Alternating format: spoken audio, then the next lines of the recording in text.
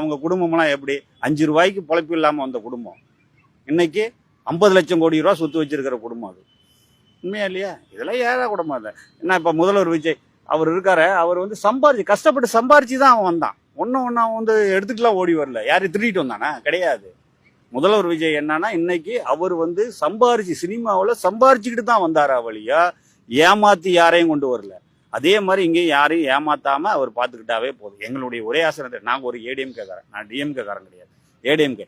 எனக்கு ஏடிஎம்கே எம்எல்ஏ அவர் ஓட்டு போட்டது கூட எனக்கு பிடிக்கல தான், இல்லைன்னு சொல்ல வரல. ஆனாலும் அவர் லஞ்சத்தை ஒழிக்கிறேங்கிற ஒரே காரணத்தை சொன்னதுக்கப்புறம் இப்போ நீங்கள் பாருங்க, கார்பரேஷன் ஆஃபீஸாக இருக்கட்டும், ஒரு தாசில்தார் ஆஃபீஸாக இருக்கட்டும், எல்லாத்துக்கும் சேர் போடுறான்.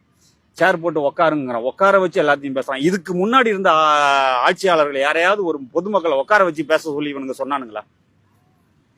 யோசனை பண்ணி பாருங்க.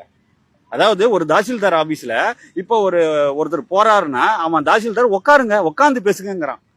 ஆனா இதுக்கு முன்னாடி ஏன் சொல்லல? அப்ப பொதுமக்கள் நம்மளுடைய பணத்தை வாங்கிக்கிட்டு நம்ம கிட்டயே சம்பளம், அதாவது பொதுமக்களுடைய பணத்துலதான் அவங்க சம்பளம் வாங்குறான்.